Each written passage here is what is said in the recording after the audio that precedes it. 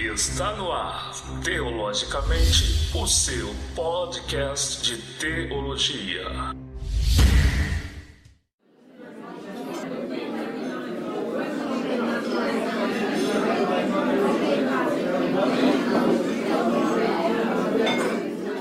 Muito bem, estamos iniciando mais um Teologicamente, o seu podcast de teologia.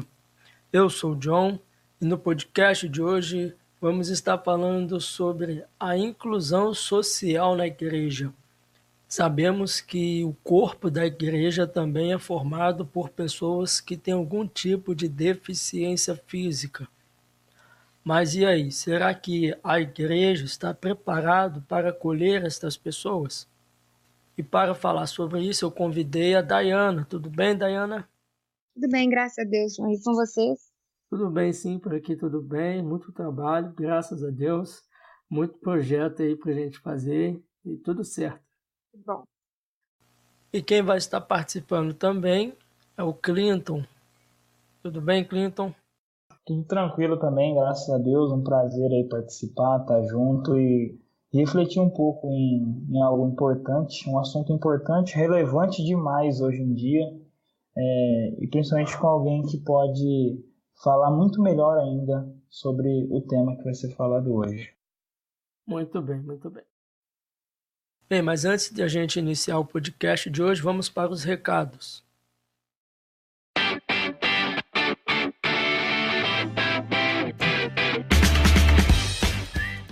Só quero estar pedindo a você que ainda não acompanha as nossas redes sociais para estar nos seguindo, nos acompanhando em nossas redes sociais. Eu vou deixar o link para que você possa estar indo direto às nossas redes sociais. Vá lá, se inscreve no nosso canal no YouTube, se inscreva, segue a nossa página no Instagram, curta o nosso Facebook. Isso é muito importante para a gente, ajuda o nosso trabalho a crescer. Eu quero pedir a você também para que apoie esse nosso projeto. Você sabe o que é o Apoia-se? O Apoia-se é um site destinado a fazer vaquinha online, onde as pessoas podem estar contribuindo, e nós também fizemos a nossa vaquinha online, que é o apoia-se/teologia. Lá você pode estar contribuindo com qualquer valor. Isso é muito importante para a gente, porque vai estar ajudando o nosso canal a crescer. Você que tem ouvido os nossos conteúdos vai estar nos ajudando para que esse canal, para que esse projeto possa crescer e atingir mais pessoas. Beleza? Então vamos para o episódio de hoje.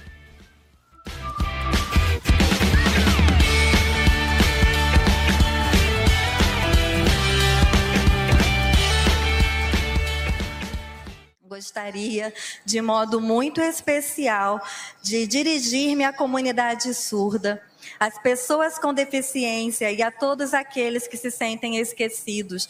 Vocês serão valorizados e terão seus direitos respeitados. Muito bem, muito bem. Então, Dayana, eu gostaria que você se apresentasse para o pessoal, para quem vai estar te ouvindo, falasse mais um pouco sobre você, sobre sua história de vida. Entendi. Então, John, meu nome é Dayana, né? Eu tenho 33 anos hoje. Há cerca de 3 anos, eu sofri um acidente doméstico dentro da minha casa aqui, um acidente muito bobo, e eu fiquei paraplégica. Sou da cidade de João Monlevade, em Minas Gerais, é o interior de Minas mesmo, próximo à capital Belo Horizonte. E falar sobre inclusão, né? A gente já fala bastante sobre a minha cidade, assim, sobre as dificuldades e tudo que eu enfrentei nesse período. E antes de enfrentar tudo isso, antes de estar paraplégica, eu era motorista de ônibus aqui. Uma profissão, assim, que me dava bastante autossuficiência, né? Eu era bastante ativa, um dia a dia muito corrido. E vou falar para vocês um pouquinho de como que isso tudo mudou. Porque realmente é uma profissão traz bastante autonomia, sabe? E assim, talvez tenha sido até a maior dificuldade que eu enfrentei, eu me tornar dependente das pessoas. Então, de acordo com o que você disse, foi algo assim inesperado, vamos dizer assim, você foi... Porque às vezes as pessoas pensam assim que já nasce dessa forma, né? Mas às vezes um acidente pode mudar a nossa vida de uma forma que a gente nem imagina, né? Foi um acidente muito bobo, né? Eu estava na varanda da minha casa, numa construção, né, na verdade, a construção da minha casa, e eu caí de um pouco mais de 1,5 m de altura. Eu me segurei no guarda-corpo quando eu fiquei tonta e eu caí junto com esse guarda-corpo. Eu caí na areia, inclusive, o que lesionou minha coluna, né, que eu tive a lesão medular, foi porque eu caí e bati as costas no tijolo. Assim, foi um acidente doméstico, muito bobo. Eu até falo com as pessoas para terem muita atenção sobre isso, sabe? Porque apesar de ser motorista e muitas pessoas acharem que eu me acidentei no trânsito, né, no acidente de trânsito, e eu ia trabalhar também de moto e tudo, na verdade eu acidentei dentro da minha casa. E mudou completamente a rotina, né? A vida da gente muda, a gente reaprende a viver. Eu falo isso, reaprender mesmo a lidar e viver com todas as limitações que hoje eu enfrento. E assim, atualmente hoje você trabalha, como é que é mais ou menos?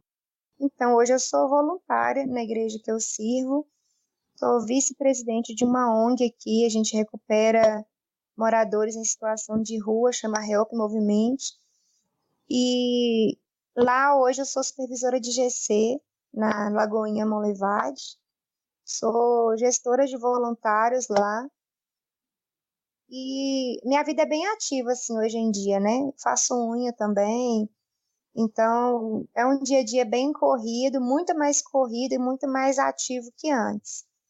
É bem diferente mesmo de tudo que eu já vivi antes.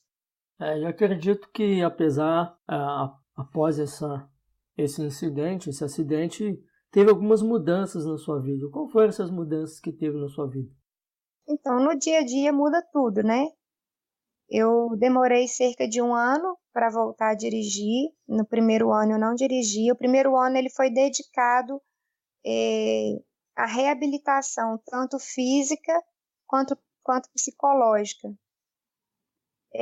Muitas mudanças, né? Não só no meu contexto de vida, mas também assim na minha personalidade, no meu caráter, na minha família. São várias mudanças, né?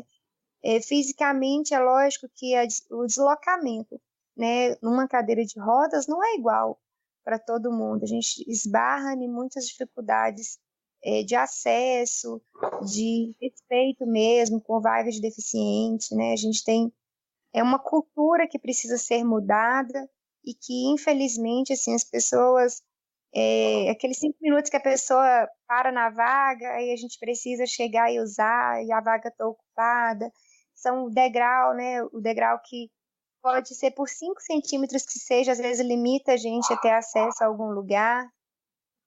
Dentro da minha casa hoje, a minha casa não é adaptada. Eu não precisei fazer mudanças bruscas na minha casa, porque eu já tinha as portas mais largas, eu não tenho degrau, mas eu moro em 2º andar. Então, no início, eu não fiquei na minha casa, quando eu me dedicava à fisioterapia. E depois que eu voltei para minha casa, alguns amigos se reuniram e fizeram um elevador para mim, o que me dá completa autonomia hoje. Eu consigo sair e voltar para minha casa, sabe? Adaptei meu carro, voltei a dirigir, e aí eu comecei a me dedicar mesmo a ter uma vida mais próxima do normal. Porque o primeiro ano eu passei no Hospital Sara Kubitschek, que é um hospital especializado em tratamentos para lesão medular. É uma referência mundial esse hospital, sabe? É um hospital público, mas assim, excelente para reabilitação. Passei pelo processo de reabilitação psicológica também, né? Para até a gente chegar na aceitação, a gente passa pelos processos que a psicologia chama de fases do luto, que é quando a gente perde algo muito importante na nossa vida. E esse processo, ele demorou um pouco, né? Mais do que fisicamente. Fisicamente, em 6 meses eu estava reabilitada. Foi quando veio o diagnóstico, que a lesão era definitiva também. E quando esse diagnóstico chegou para mim, eu comecei a enfrentar os processos de aceitação mesmo, sabe? De me ver diante da medicina sem possibilidade nenhuma de melhora. Ô, Daiane, deixa eu fazer uma pergunta.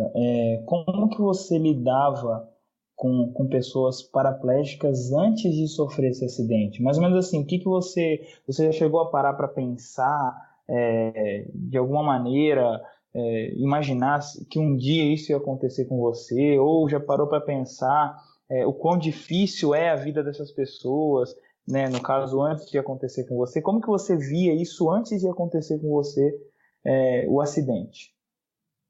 Então, são dois paralelos.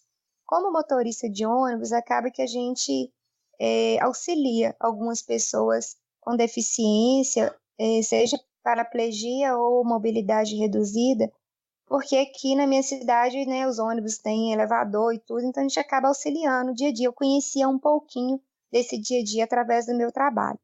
Mas, em contrapartida também, eu tive um tio paraplégico e ele ficou por mais de 20 anos e ele faleceu um ano antes de eu me acidentar. Então, eu conhecia muito da rotina de uma pessoa deficiente, sabe? Mas eu vou te falar que, apesar de conviver com ele durante muitos e muitos anos, eu nunca imaginei na minha vida metade dos desafios que uma pessoa paraplégica passa. Não tem como imaginar. Eu falo que, por mais que as pessoas convivam comigo hoje, mesmo dentro da minha família, só vai saber o que realmente uma pessoa passa passando por aquilo. Não tem como, mesmo eu convivendo com ele, não tinha como eu imaginar todas as dificuldades que ele passou, sabe? É impossível, é impossível. Nunca que eu ia imaginar que eu fosse enfrentar uma situação dessa e nunca. Até hoje eu ainda passo por algumas situações, assim, às vezes eu sou pega de surpresa em algumas coisas que eu ainda não aprendi a lidar.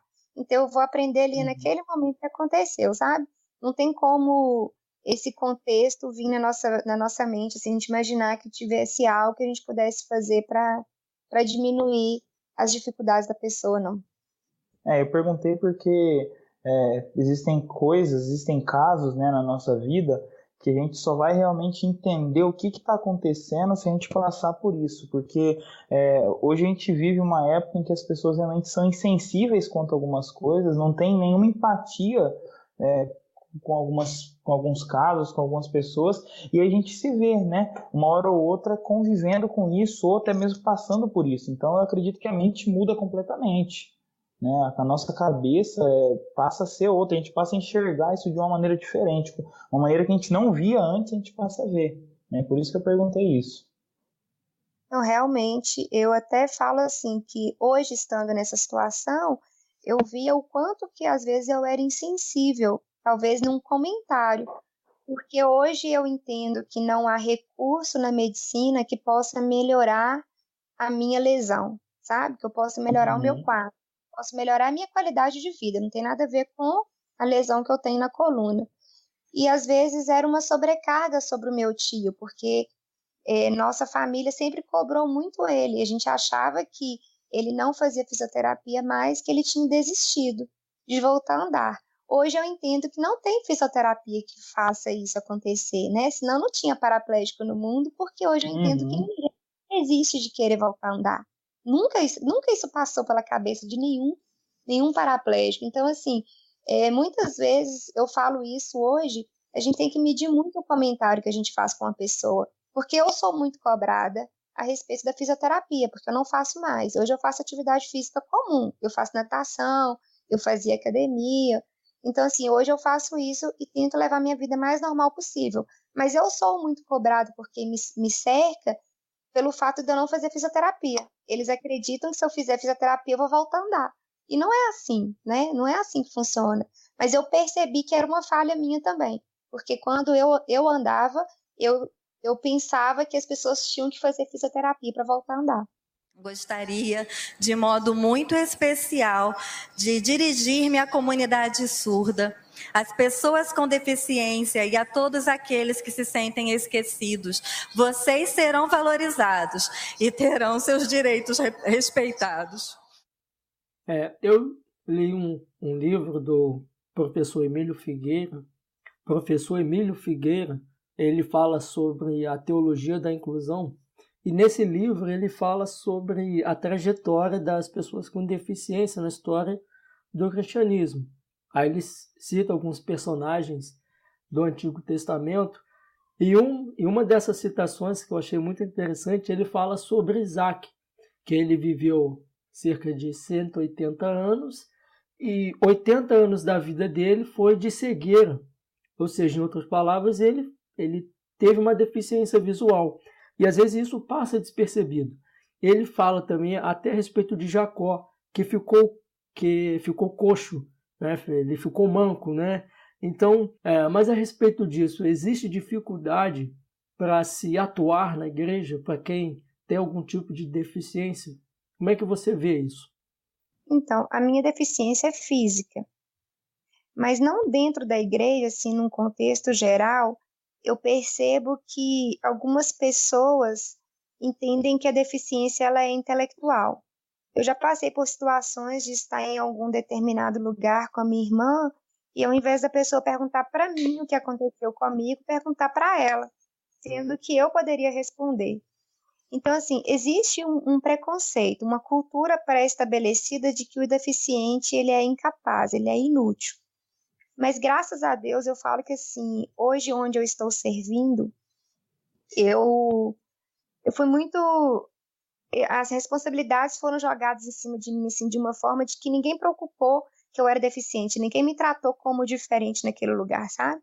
A gente até brinca hoje em dia lá que eles já acostumaram tanto comigo que eles esquecem que eu sou cadeirante. Mas assim, eu percebo também, John, que não é uma coisa só da cabeça deles. Muitas vezes nós que estamos deficientes também nos colocamos como coitadinhos no início, sabe? A gente exige das pessoas uma super proteção, exige um certo cuidado, e aí acaba que a pessoa se vê sempre como deficiente, e aí talvez ela não abra oportunidades para que as outras pessoas vejam ela diferente. Então, assim, eu passei por esse período também, sabe? No início eu não saía de casa, eu não gostava de sair, de conviver com outras pessoas, tinha muita vergonha da cadeira de rodas, e até que eu comecei a frequentar uma célula, e aí eu comecei a perceber que assim, as pessoas me aceitavam daquele jeito, e aí eu comecei a me envolver muito ali, Em pouco tempo eu já tinha virado vice-líder de célula, virei líder de célula também muito rápido, e dentro de 1 ano e pouco que eu estou em Lagoinha, hoje eu sou supervisora, e eu faço muitas coisas. Então, assim, eu não tive dificuldades em servir no ministério, porque as pessoas não me viam como deficiente, mas também porque eu me posicionei não como uma pessoa deficiente, mas como uma pessoa capaz de fazer e exercer as mesmas coisas. Preconceito existe, e não tem como eu eliminar 100% do preconceito, nem dentro da igreja, nem fora da igreja. Existem comentários que ainda possam me afetar, sim, mas hoje eu aprendi que nenhum comentário é capaz de me parar mais, porque eu já não ando mais pelo que as pessoas pensam de mim, eu já ando hoje numa visão de que o Senhor espera de mim, o que Ele quer de mim, e eu sou aquilo que Ele diz que eu posso ser, entendeu? Eu sou aquilo que Ele diz que eu sou, e eu posso fazer aquilo que Ele diz que eu posso fazer. Quem me capacita é o Espírito Santo. Então eu já não me olho mais, né? Eu entendo que eu sou um espírito, estou passando um tempo aqui na Terra na cadeira de rodas. Então a forma como eu penso de mim também, a forma como eu me vejo vai determinar como as pessoas vão me ver. Se eu estou sempre ali no canto, eu estou sempre... eu não posso porque eu sou paraplégica, eu não posso porque eu não ando, eu não vou porque eu não ando, as pessoas vão me tratar assim também, você concorda? Então, depende de como as pessoas me veem, mas depende de como eu me posiciono também, porque eu não posso mudar a cabeça da pessoa, mas eu posso mostrar para ela que eu sou capaz de fazer exatamente as mesmas coisas que ela faz, talvez com um pouco mais de dificuldade, talvez num lugar ou outro eu vou precisar sim de ajuda para subir ou para descer, mas a minha capacidade intelectual não foi alterada. Ela não foi diminuída quando eu sofri esse acidente. É importante você falar isso, Daiane, porque as pessoas realmente acham que por conta da deficiência física, a pessoa realmente ela sofre de algo intelectual que não dá a mesma capacidade para alguém que não tem uma deficiência. Isso é verdade. Isso existe muito hoje, né? É um trabalho que precisa ser feito dentro da igreja, tocando nesses assuntos, não com a ideia de você focar em si na deficiência, mas você focar no fato de que o que você colocou é uma pessoa que aconteceu um acidente, realmente ela tem as debilidades dela, assim como qualquer outra pessoa tem. Um idoso, por mais que não seja um deficiente, ele tem as habilidades dele. Uma criança, um adolescente, um jovem, a mesma coisa. A diferença é que, é lógico, é algo mais agravado que você passou, que uma deficiência, no caso de uma cegueira, a pessoa muda e tudo mais. Só que é importante trabalhar isso dentro da igreja para reeducar as pessoas, para tirar esse preconceito, porque esse preconceito existe aos montes aí fora. Na igreja tem que ser diferente. Na igreja precisa tratar isso diferente. Precisa tratar isso com mais transparência, precisa tratar isso com mais amor, com mais empatia, com mais sensibilidade e, lógico, né, fugindo do coitadismo, fugindo do preconceito, tudo isso que impede, né, de incentivar uma pessoa que tem deficiência a praticar, a participar de ministérios, a fazer evangelismo e coisas do tipo. O Clinton falou algo aí que eu achei interessante, que eu gostaria de frisar aqui. Quando ele falou a respeito do preconceito, ainda falando sobre essa questão do impedimento de atuar na igreja, como que você vê, assim, de um modo geral, a liderança? Você acha que a liderança ainda tem um pouco de receio com pessoas com deficiência física ou não? Ou a liderança está aberta para isso? Assim, no momento ali, como que você vê isso? A liderança ainda tem um pé atrás em relação a isso ou a liderança está aberta para receber? Eu não posso te falar assim de um modo geral, posso falar de lugares que eu já passei e do lugar onde eu estou, sabe? Eu percebi que onde eu estava, talvez os meus dons não tivessem sido aproveitados, né? E eu senti uma certa dificuldade de atuar depois de estar paraplégica. Onde eu estou hoje, eu não vejo essa dificuldade. Inclusive, nós temos, assim, projetos mesmo de ter o culto em braille, sabe? De ter coisas em braille lá, de ter o culto eu não sei, eu não me lembro como que fala, quando se traduz para pessoas mudas e surdas. Língua dos sinais. Isso, então assim, a gente tem essa percepção hoje lá, a gente entende que é preciso, sim, até para a gente atingir, né, todas as classes, todas as áreas, e atender todos os tipos de deficiência. Então, onde eu estou hoje, eu não vejo essa dificuldade, de verdade, né? E assim, a gente vê pessoas que têm, talvez, seja surda e muda, mas que são extremamente inteligentes com mídias, com fotografia. Então, elas podem sim atuar. O que precisa é que essas pessoas demonstrem o interesse de estar no ministério, né, servindo em alguma coisa. E é claro, né, a gente não pode deixar de dizer nunca, essa dificuldade eu não enfrento na minha liderança, mas existe, né? Claro que existe. Eu não posso falar por outros ministérios.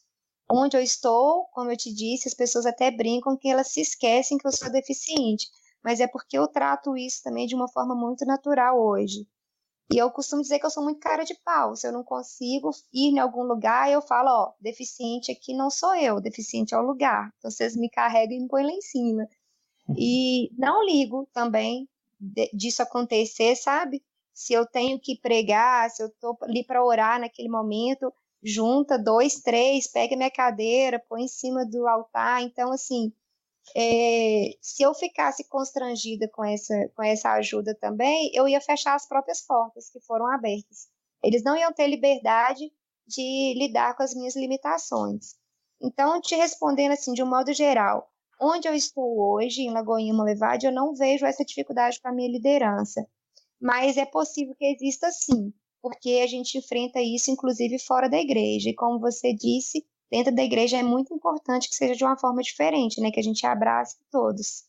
Gostaria, de modo muito especial, de dirigir-me à comunidade surda, às pessoas com deficiência e a todos aqueles que se sentem esquecidos. Vocês serão valorizados e terão seus direitos respeitados. Você, no início, assim, você encontrou muita dificuldade, assim, de acessibilidade, assim, para poder ter acesso ao templo, aos lugares do templo, assim, enfim, circular no templo. Você teve, assim, algum tipo de dificuldade, assim? Para ter lugar, para você poder ficar? Teve esse tipo de dificuldade até as pessoas entenderem que você precisava desse espaço, precisava dessa acessibilidade? Como é que foi? Então, no início da minha lesão, sim, né, eu tive dificuldade, como eu tenho até hoje, assim, na cidade inteira. Quanto ao templo, desde que se veio essa igreja para cá, né, para abrir na minha cidade, sempre foi, ela funcionava num anfiteatro, então lá tinha acessibilidade, porque da prefeitura, né, é uma escola, um anfiteatro, uma escola pública, então era exigido já pela norma que tivesse acesso.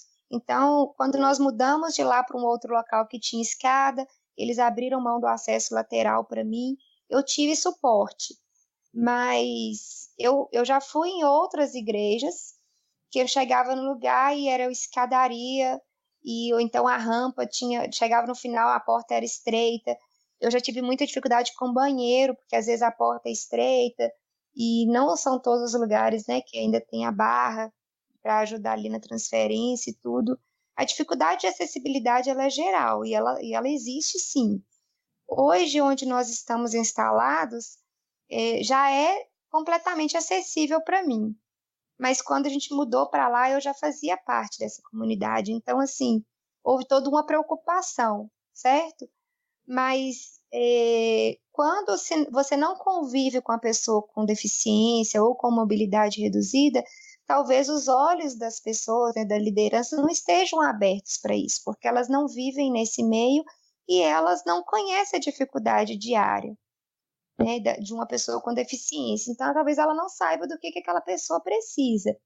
Mas eu vou te falar com muita honestidade, assim, que deveria ser uma coisa que nós, deficientes, não precisássemos nos preocupar.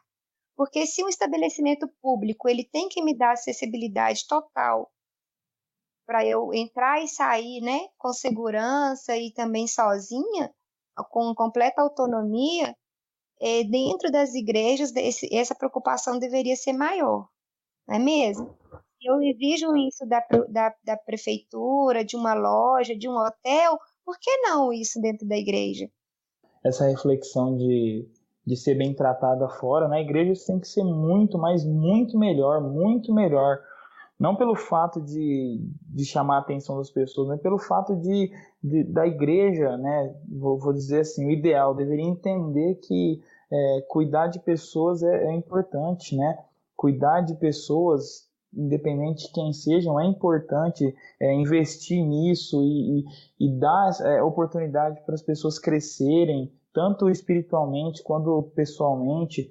Então, na igreja, realmente, eu entendo que a igreja hoje, ela está tendo a oportunidade, com tanta informação, de ser muito melhor do que já foi em todas as outras épocas passadas.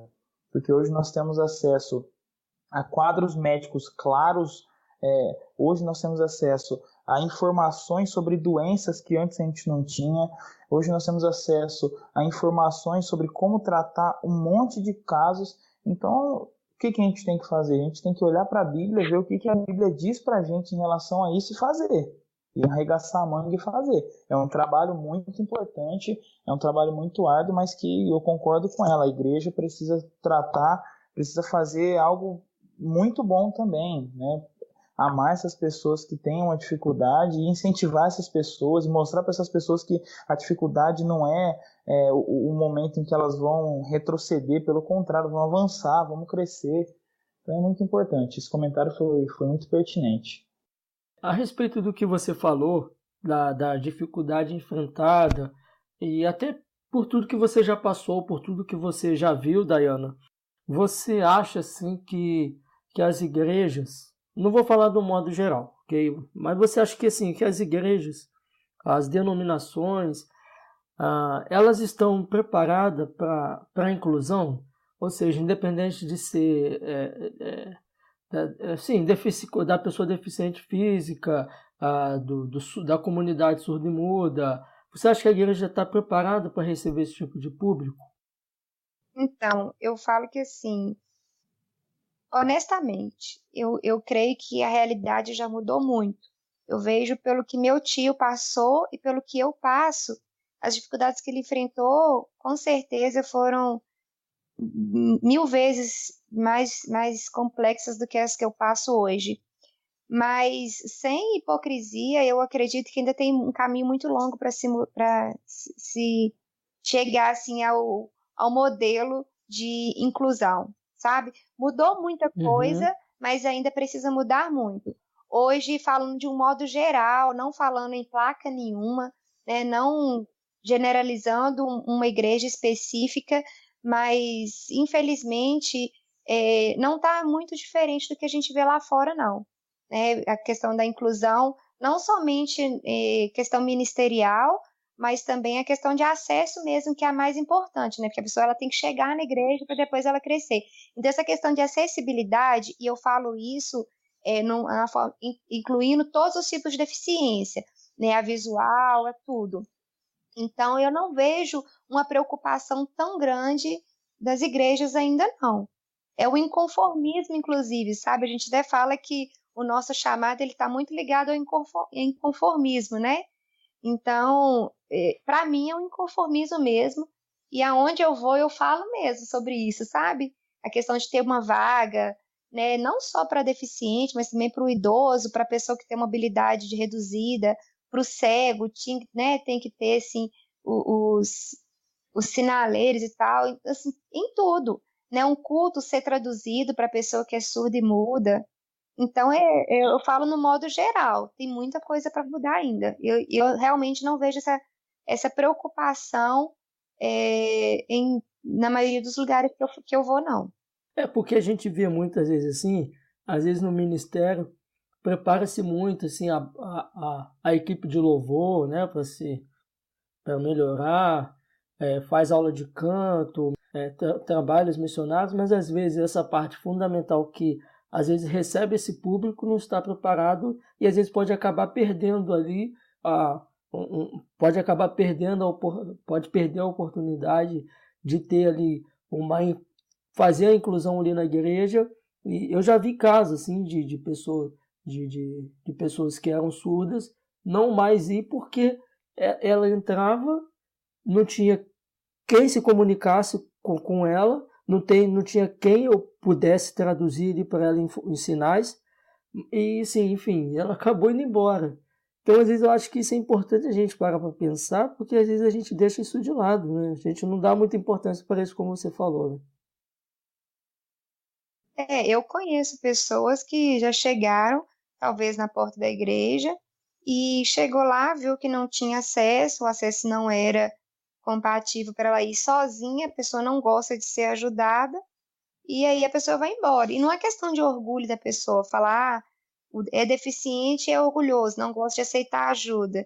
Não, mas é porque ela quer ser tratada como igual. A gente não quer chegar num lugar e ser tratado como o diferente. Não, eu quero chegar sozinha, quero poder ter um acesso sozinho, para que as pessoas vejam que eu sou igual a todo mundo. Eu não quero ser tratada como diferente, eu quero ser tratada como igual. Eu não quero um lugar lá no alto que me coloque em destaque. Não, eu quero apenas conseguir acessar esse lugar com o máximo de autonomia possível. Gostaria, de modo muito especial, de dirigir-me à comunidade surda, às pessoas com deficiência e a todos aqueles que se sentem esquecidos. Vocês serão valorizados e terão seus direitos respeitados. Então, a gente vai entrar, eu acredito que essa seja uma parte meio polêmica da entrevista, mas assim, nesse livro mesmo que eu falei do Emílio, ele fala a respeito assim, dessas pessoas que foram usadas por Deus. Mesmo tendo algum tipo de deficiência física, elas foram usadas por Deus na sua maneira. E como que você vê isso? Você acredita assim que você está sendo usado por Deus assim? Essa é a maneira que Deus quer te usar? Ou você ainda acredita no milagre de Deus? Como que você vê isso? Então, realmente é muito polêmico, né? A questão. Porque se eu sirvo a Deus apenas pela possibilidade da manifestação desse milagre na minha vida, é porque eu não conheço a paternidade de Deus. Por outro lado, eu creio sim que Deus ele está me usando dessa forma. E eu li um livro recentemente, chama Sacerdócio, Igreja e Reino, do Luiz Hermínio, e um trecho que me chamou muita atenção nele é quando ele diz assim que o egocentrismo de algumas pessoas acabam deturpando todo o entendimento que a gente tem de Cristo. E muitas vezes, né, a gente espera que Deus mude a circunstância, mas Ele quer mudar quem nós somos, a nossa essência. Hoje eu sou uma pessoa extremamente diferente do que eu era antes. E eu falo sem hipocrisia nenhuma na minha frase que eu sou infinitamente mais feliz do que eu era antes, apesar do meu maior sonho ainda ser voltar a andar. Eu creio no milagre? Eu creio sim, porque eu creio num Deus vivo e eu creio que Ele é capaz de fazer todas as coisas que Ele já fez, o que está escrito na Bíblia. Eu creio que Ele é capaz de fazer aquilo tudo sim. Mas o tempo que eu estou na cadeira de rodas, né? Eu não sei quando Ele vai fazer, da forma que Ele vai fazer, eu continuo crendo no milagre, mas eu tenho plena convicção de que se Ele fizer esse milagre, Ele é Deus. Se Ele não fizer esse milagre, Ele continua sendo Deus. Porque eu não sirvo Ele porque Ele pode fazer esse milagre na minha vida. Eu sirvo a Ele por quem Ele é na minha vida, porque Ele é Deus da minha vida. Hoje eu entendo a paternidade de Deus. Agora, é um fato de que o Senhor me usa da forma como eu estou, muito mais do que eu fui usada antes. Eita. Eu fui ministra de louvor muitos anos da minha vida, né? Eu sou cristã desde pequenininha, passei um tempo desviada da igreja, experimentei, né, o mundo, assim, na minha adolescência, na minha juventude. Quando eu me acidentei, eu já tinha reconciliado com Cristo, eu já fazia parte do ministério de louvor por muito tempo, mas eu nunca experimentei intimidade com Deus como eu experimento hoje, não. E eu creio que isso é muito mais do que eu esperar um milagre. Eu creio que nesse momento, o que o Senhor tem para a minha vida é me usar da forma como eu estou e mudar quem eu sou. Ele tem mudado a minha origem, não é mais a minha situação física. Não, eu não vivo em função desse milagre, não. Eu creio que ele pode acontecer. Mas enquanto ele não acontecer, o que eu vou fazer da minha vida? Eu vou ficar lamentando? Eu vou passar dia e noite orando por esse milagre? Eu vou ficar dia e noite pedindo a Deus esse milagre? Não. Eu tenho um mundo inteiro para manifestar o que Deus fez na minha vida. Porque se eu parar para te contar todos os milagres que eu vivi após o meu acidente, 1 hora de podcast não dá para a gente falar. O Senhor me livrou da morte muitas outras vezes, quando eu andava e depois do acidente também, sabe? Eu passei por situações de saúde em que realmente eu vi o milagre do Senhor na minha vida, que senão eu ia morrer. Então, assim, às vezes a pessoa olha para a minha vida e ela espera realmente que eu levante e ande. Como eu vou em igrejas, vou em conferências e sempre tem alguém que vem profetizar isso na minha vida. Então, assim, eu nem me magoo quando eles vêm e profetizam e esperam que eu ande, eu não ando naquele momento, porque eu sei que o tempo de Deus é diferente do meu tempo. Então, eu creio no milagre? Eu creio. Mas tem pessoas que eu só consigo alcançar, que Deus me usa para falar, que Deus me usa num determinado momento, somente porque eu estou na cadeira de rodas. Porque se eu não estivesse na cadeira de rodas, uma coisa eu te falo, talvez a minha disponibilidade não seria a mesma também. A gente poderia dizer que pela situação, por Deus ter usado toda essa situação, por Deus ter colocado, né, a mão sobre tudo isso e até hoje não ter, no caso, operado uma cura, nesse caso, ter feito ela voltar a andar. Se a gente poderia considerar o fato de você ter essa compreensão de que nessa sua vida hoje, não foi em vão que isso aconteceu, teve um propósito nisso. Se por conta disso tudo, a gente pode considerar isso um milagre. Se o milagre que, para muitas pessoas, o milagre é só se você voltar a andar. Mas se você tem essa consciência de que essa sua vida hoje é ainda assim um milagre por tudo que você faz e por tudo que você é. Então, Clinton, é muito importante essa pergunta mesmo, porque uma das coisas que eu falo é que As pessoas esperam a manifestação física, que eu me levante e ande, mas que elas nunca vão ter real compreensão dos milagres invisíveis. Eu era uma pessoa, quando eu ainda andava, eu tinha muito complexo de inferioridade, eu vivia numa depressão profunda. Por muitas vezes, quando eu andava, eu já pensei em suicídio, já pensei em acabar com a minha vida, por coisas muito menores do que as que eu enfrento hoje, sabe? Então, assim, o maior milagre que aconteceu na minha vida, primeiro, é eu estar viva, porque eu caí de uma altura muito baixa, mas eu tinha possibilidade de sequelas muito maiores, talvez até nem estar viva hoje. Eu vivi muitos milagres durante esse tempo, né? Esses 3 anos que eu estou na cadeira de rodas. Eu vivi muitos outros milagres que as pessoas ainda não têm oportunidade de conhecer. Eu vivi milagres na minha autoestima. Eu fui curada da depressão. Eu tenho plena convicção de quem eu sou hoje, do que o Senhor espera de mim. Eu falo que o meu maior sonho é poder ainda rodar em todo lado, falando com as pessoas sobre o que Deus fez na minha vida, sobre o que Ele faz diariamente na minha vida.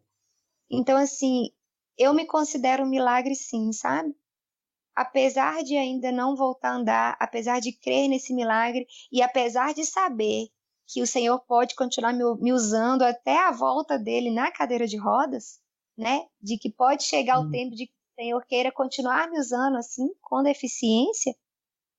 Eu vivi muitos milagres e eu não descarto nenhum deles. E cada um deles foi imprescindível para me tornar a pessoa que eu sou hoje. Hoje o maior milagre sou eu. Hoje o maior milagre é a minha vida com meu filho. Hoje o meu maior milagre é o meu chamado estar sendo manifesto conforme o propósito de Deus para a minha vida. Eu não tinha convicção do que Deus esperava de mim até o dia que eu tive um encontro real com Deus. E esse encontro só aconteceu após o meu acidente. Então eu creio que a manifestação do milagre de voltar a andar nunca vai ser maior do que todos os outros milagres que eu já vivi na minha vida nessa caminhada, não. Que bom porque muitas pessoas hoje realmente acham que o milagre é só exatamente para você, no caso, o milagre só seria se você voltasse a andar, né? Porque realmente as pessoas olham e falam, não, mas como assim? Você está falando que sua vida hoje é um milagre? Olha como você tá, olha, você não consegue andar, né? E realmente a falta de compreensão de que existe algo maior do que a nossa vida, de que existe algo maior do que nós mesmos, já faz com que isso fique melhor visto para a gente. Só queria colocar um texto interessante lá em 1 João, capítulo 5, versículo 14, diz assim: e essa é a confiança que temos nele, que se pedirmos alguma coisa segundo a sua vontade, ele nos ouve. E o versículo 15 diz: e se sabemos que em tudo nos ouve o que pedimos, sabemos que alcançamos as petições que lhe fizemos. Então a certeza de que a nossa confiança não está no fato de Deus operar milagre ou não, mas em quem Ele é e em tudo aquilo que Ele já fez por nós é o que tem que realmente cercar o nosso coração, é o que tem que trazer paz para o nosso coração.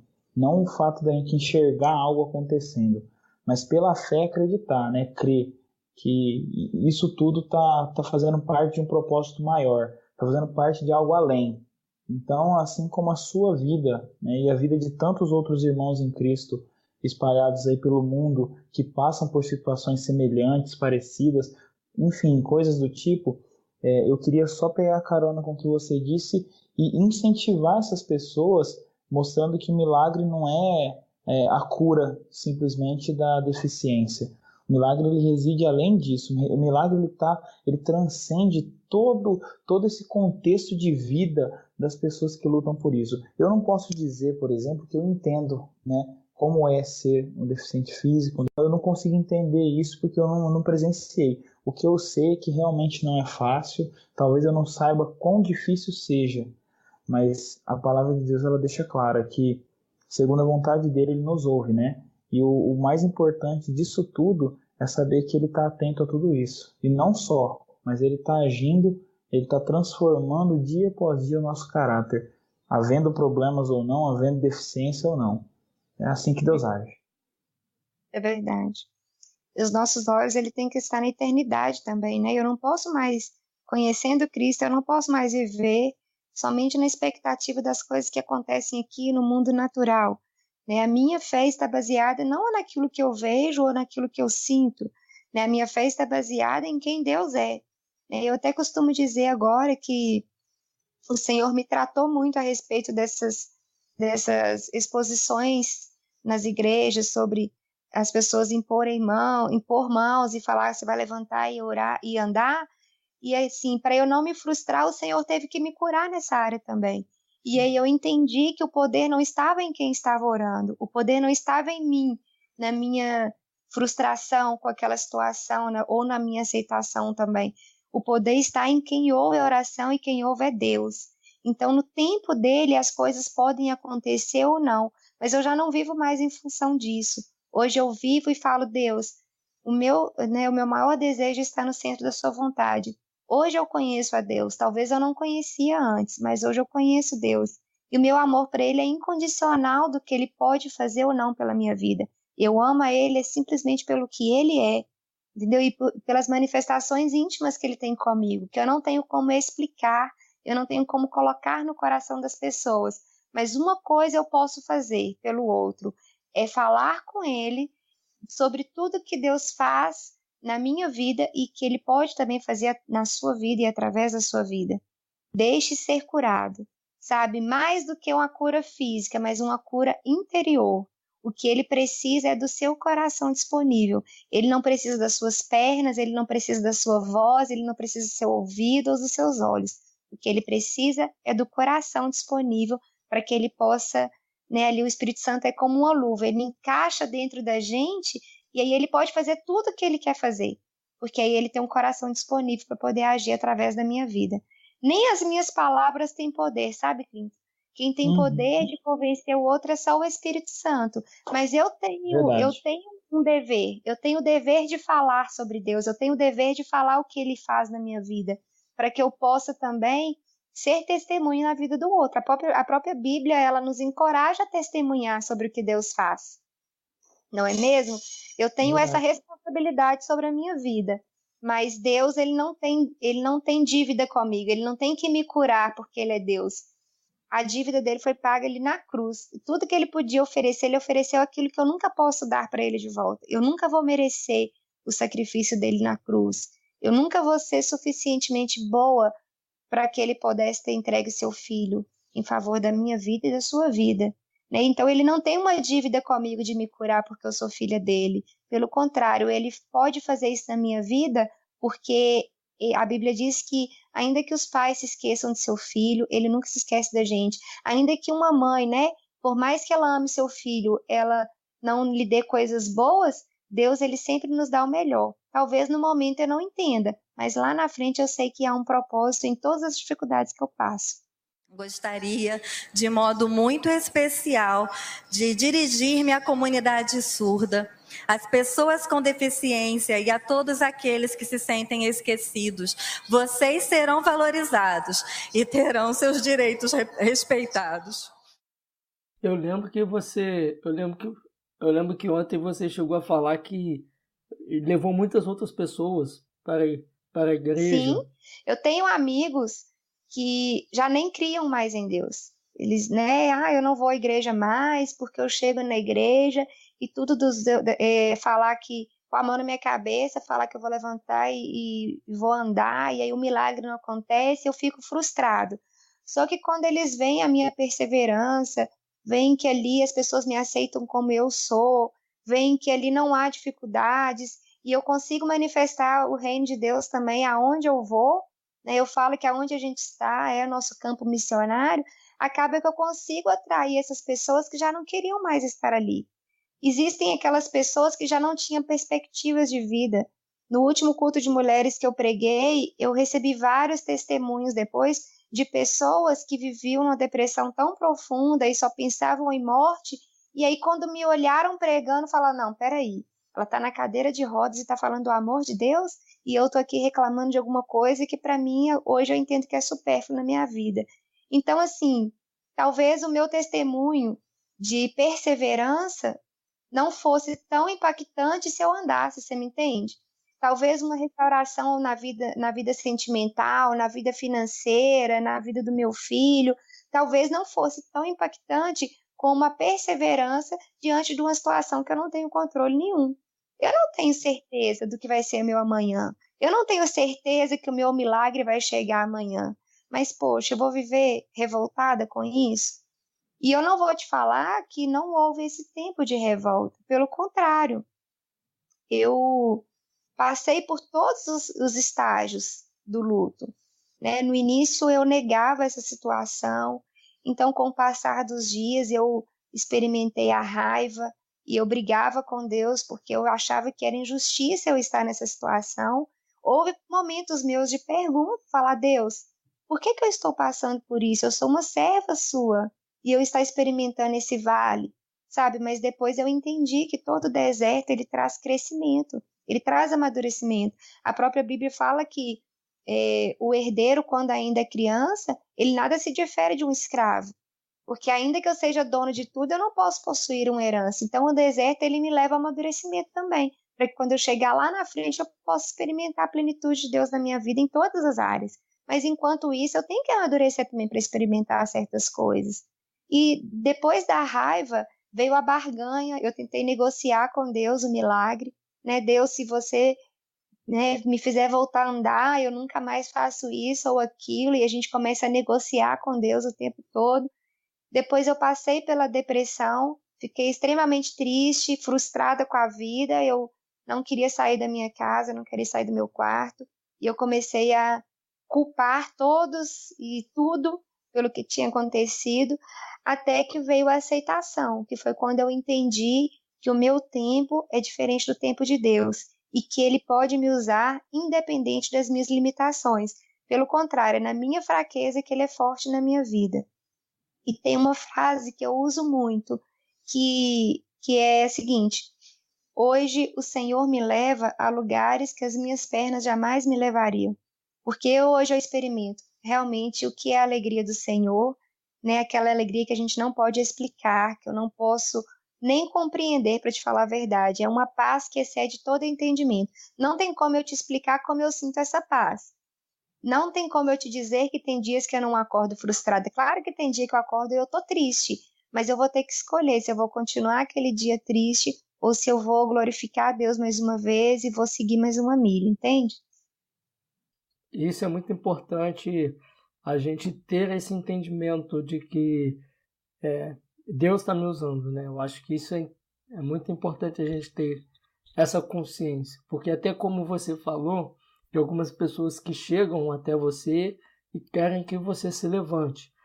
O Clinton também já deve ter visto algo do tipo, eu já vi alguns vídeos até constrangedor mesmo, em que algumas pessoas chegam a levantar as pessoas ali da cadeira de roda e querem que elas andem e a pessoa não consegue andar, às vezes cai, né?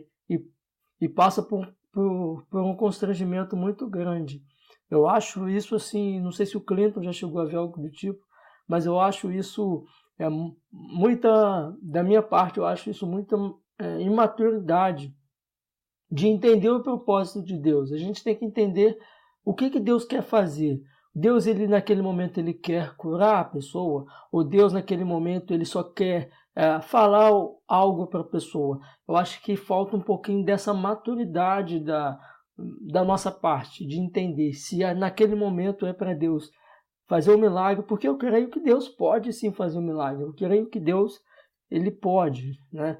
Mas falta essa maturidade, né? De a gente entender o que Deus quer fazer, né? Se ele quer me usar assim do jeito que eu estou, ou se Deus ele quer me usar com um milagre para as pessoas verem que ele é o Deus que faz milagre, ou se ele quer me usar assim dessa maneira e mostrar para as pessoas que mesmo dessa forma ele é o Deus que usa as pessoas, que não faz acepção de pessoas, que é o Deus que salva, que é o Deus que cura, que liberta, né? Eu acho que falta essa maturidade de a gente entender isso, né?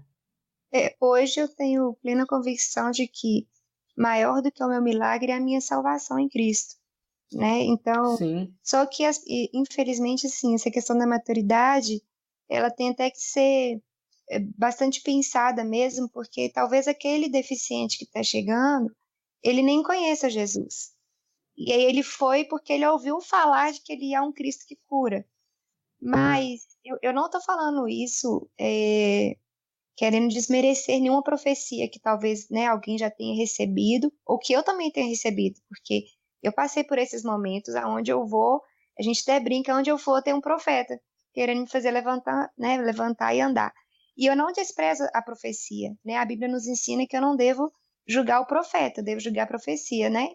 Mas eu tenho maturidade para lidar com isso. Se eu não levantar e andar, eu não vou me frustrar mais. Mas e aquele que está lá fora e está chegando agora?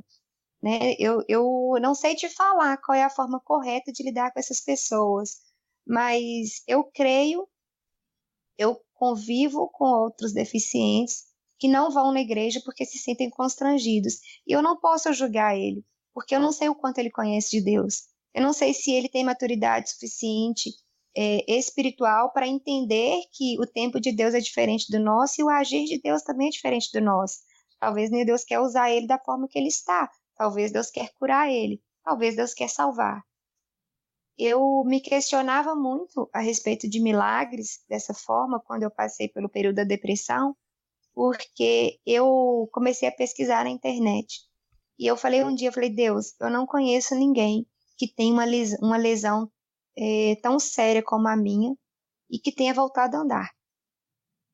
E eu fui contaminada por um comentário de um amigo meu paraplégico, que ele falou assim, se as pessoas soubessem o que é medula, nem orava, porque não tem jeito de fazer aquilo colar de novo, não tem como restituir uma medula, uma lesão na medula, não tem como curar.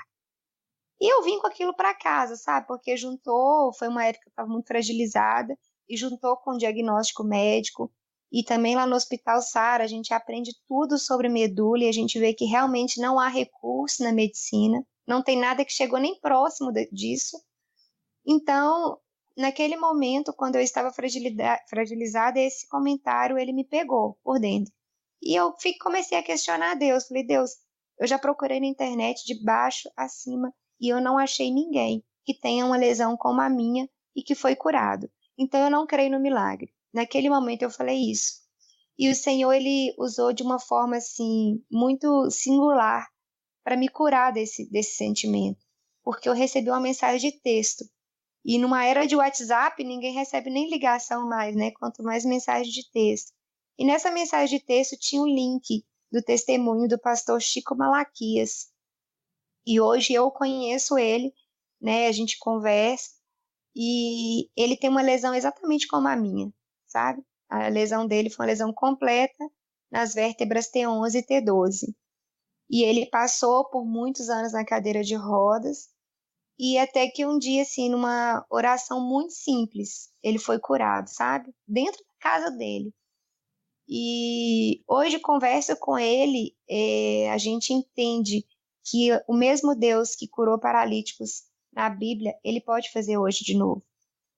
E aquilo foi, assim, um choque na minha fé, sabe? Alargou a minha fé de uma forma que eu acho que minha fé, ela tocou os céus, assim, naquele dia. Eu falei, Deus, eu creio sim no milagre, porque eu estou vendo. Então, assim, é muito importante que, apesar de eu estar na cadeira de rodas, eu testemunhe de coisas que o Senhor faça na minha vida.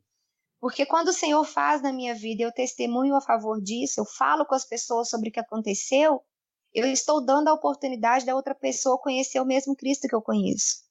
Experimentar a mesma fé que eu experimento, né? E viver coisas que eu vivo, porque eu estou dizendo para ela, olha, pode crer porque é verdade, porque eu vivi isso. Então, quando o Chico Malaquias falou comigo, Dai, eu vivi isso e eu fui curado. Então, eu tenho a oportunidade também de alimentar a minha fé, sabe? Se eu só convivo com pessoas que não creem naquilo, eu também não vou crer. Mas se eu mudo a minha mente, né? Se eu transformo a minha mente para aquilo que a Bíblia diz que pode acontecer e eu convivo com pessoas que experimentam milagres, a minha fé vai ser alargada. Aí, a questão da responsabilidade na igreja, eu creio que assim, não deve acontecer somente a profecia, mas aquele que já experimentou um milagre, ela tem que ter oportunidade lá na frente de testemunhar o milagre que ela viveu. O Senhor me livrou de uma sequela muito, muito séria no coração e no pulmão. Em agosto de ano passado, eu tive uma embolia pulmonar. Eu tive uma trombose, eu não percebi a trombose e o trombo se deslocou e eu tive a embolia pulmonar. Eu fiquei 12 horas no hospital. Logo que eu que eu saí do plano de saúde, na mesma semana eu tive esse problema e eu fiquei por mais de 12 horas sem atendimento. E para a honra e glória do Senhor Jesus, eu não tive nenhuma sequela. E um índice muito alto de pessoas, elas não conseguem nem receber socorro, porque a embolia, ela mata. Né? Assim, um número muito grande de pessoas não consegue nem esperar o socorro. E eu consegui ir para o hospital, eu consegui passar por mais de 12 horas sem atendimento. Eu só comecei com a medicação no outro dia de manhã, que eles foram me dar a medicação, porque foi aí que eles descobriram o que eu tinha. E graças a Deus eu não tive sequela. Então, assim, se eu só falo com as pessoas que eu espero milagre, as pessoas não estão querendo milagre. Mas se eu falo que eu experimentei milagres, a pessoa consegue visualizar o mesmo Deus que eu consigo visualizar. E aí é mais fácil eu conseguir chegar ao coração dessa pessoa. Gostaria, de modo muito especial, de dirigir-me à comunidade surda, às pessoas com deficiência e a todos aqueles que se sentem esquecidos. Vocês serão valorizados e terão seus direitos respeitados. Bem, estamos chegando ao final já dessa entrevista. Eu falo para você que, para mim, é algo que eu vou levar para minha vida. Tudo que você está falando aqui, com certeza, estou levando bastante em consideração. E assim, quais são os conselhos que você deixaria para as pessoas que vão estar ouvindo, uma mensagem de incentivo, uma mensagem bíblica, de tudo que você passou, de toda a sua experiência? Qual é a mensagem que você deixaria, até a respeito também de algumas pessoas que têm preconceito em relação a isso? Qual é a mensagem que você deixaria? Então, John, assim, para as pessoas que possuem algum tipo de deficiência, seja intelectual ou física, eu falo que o ponto é perseverar e nunca desistir. Porque por mais que seja uma situação em que eu não tenho controle sobre ela, eu não posso fazer nada para mudar aquilo, nós servimos a um Deus que Ele pode todas as coisas e Ele nunca perdeu o controle sobre nada na nossa vida. Em tudo há um propósito. Se eu voltar a andar, é para a honra e glória do Senhor. Mas se eu não voltar a andar, o nome dele vai ser glorificado na deficiência que eu enfrento hoje. A nossa limitação, ela não tem poder de nos parar. Quando eu tenho um coração disponível para que o Espírito Santo possa agir na minha vida e através da minha vida. Quando nós somos curados, a nossa fonte é curada, muitas outras pessoas podem beber dessa fonte. E eu posso alcançar outras pessoas e manifestar, né, a glória de Deus aonde eu estiver, apesar das dificuldades que eu vivo hoje. Então, se você tem uma deficiência, não pare, não se limite, porque, né, quem pode nos parar somos nós mesmos. Se você está num lugar onde as pessoas te tratam com preconceito, tente ignorar isso, sabe? Eu aprendi nessa caminhada que nem tudo precisa de resposta, nem toda frustração, né, eu preciso levar para casa. Eu não posso andar de acordo com aquilo que as pessoas pensam ao meu respeito. Eu tenho que andar de acordo com o que Deus sabe ao meu respeito. Para as pessoas que, infelizmente, ainda vivem numa cultura de uma mente, né, fechada e olha para uma pessoa com deficiência, portadora de alguma deficiência, não precisa pensar que essa pessoa é uma coitadinha, sabe? Talvez essa pessoa possui até mais força do que você que está, né, normal, como se diz. Então, a pessoa que ainda tem essa dificuldade de aceitar as diferenças do outro, e eu não falo somente na questão da deficiência, mas questão de raça, questão de classe social, eu creio que essas pessoas elas precisam mesmo de uma mudança, de uma transformação de mente e que elas possam, em nome de Jesus, ter sua mente transformada para que vocês possam olhar para o outro como Cristo olha, como Cristo vê a igreja, né? Então, A questão da aceitação, assim, ela é muito mais importante para quem vê o outro com limitação, até pelo outro mesmo. Porque eu vejo o outro de acordo com os meus olhos.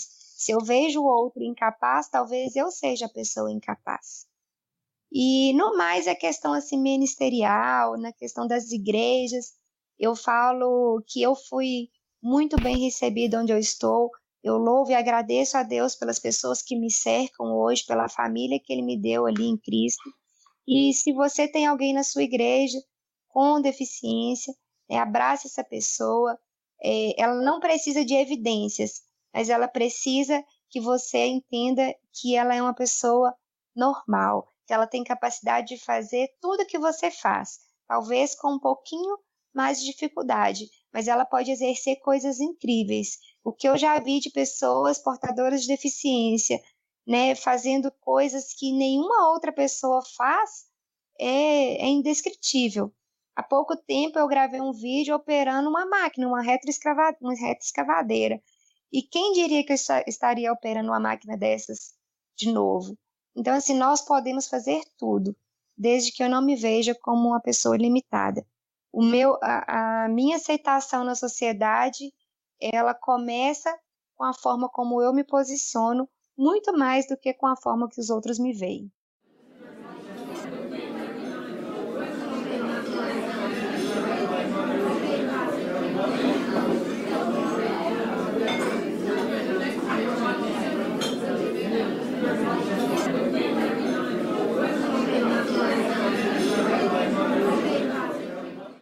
Gente, eu quero agradecer a vocês, quero agradecer mesmo, Daiana, pela sua disponibilidade, por tudo que você falou. Eu desejo mesmo que Deus continue te usando, que Deus continue te dando sabedoria, né? Te dando sabedoria para lidar com a sua situação, sabedoria para criar o seu filho, sabedoria para lidar com o seu ministério, que eu acredito que seja bastante responsabilidade. Acredito assim que Deus ele possa continuar te usando bastante na sua vida. Quero agradecer você também, Clinton, pela sua também disponibilidade. Eu te chamei aqui um pouco tarde, mas você se disponibilizou para poder estar participando. Eu agradeço muito a vocês, beleza? Obrigada, John, pelo convite. Fiquei muito honrada de poder contar um pouquinho. Claro que assim, a gente não tem como contar tudo, né? Que Deus já fez e que Deus continua fazendo, mas eu espero assim que seja aquilo que as pessoas estejam precisando ouvir no momento, que eu tenha sido uma voz do Espírito Santo para vocês, que eu tenha falado aquilo que o Senhor esperava que eu falasse hoje, e que eu tenha mais oportunidades, vocês tenham mais oportunidades como essa, conversar com outras pessoas também que passam pelas mesmas dificuldades. A minha experiência não é igual à do outro, talvez o outro vai ter muito mais a acrescentar do que eu pude falar com vocês hoje. Clinton, muito obrigado, viu? Tamo junto. Nada, John. Eu que agradeço a oportunidade. Também espero que as pessoas que ouvirem possam tirar lições, né? Porque as lições foram muitas aqui. E o que eu sempre costumo falar nos nossos podcasts, o desafio é grande. O desafio de viver tudo que foi conversado aqui, o desafio de olhar para onde está errando e acertar, o desafio de ter mais misericórdia das pessoas que sofrem, né, continua sendo muito grande. Mas que Deus nos ajude para que outras pessoas possam entender a gravidade disso, entender a importância que é fazer a diferença, a importância que é dar testemunho, né, e a importância que cada um daqueles que Deus chamou para o reino, né? Cada um importante dentro da sua função, dentro de onde Deus colocou. Isso é muito importante. Então, o desafio é grande, mas é possível a gente conseguir.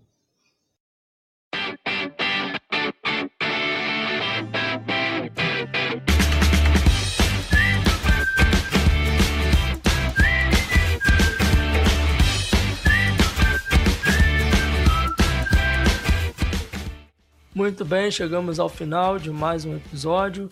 Você que nos ouviu, o que você achou sobre o tema de hoje?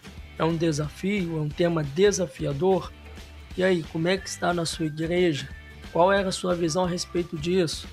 Você já parou para pensar sobre o que nós falamos aqui com o seu pastor? com os membros da sua igreja? É isso que nós queremos saber. Deixe a sua opinião, compartilhe com seus amigos, compartilhe com seus irmãos. E é isso aí, até a próxima. Valeu, abraços, fui!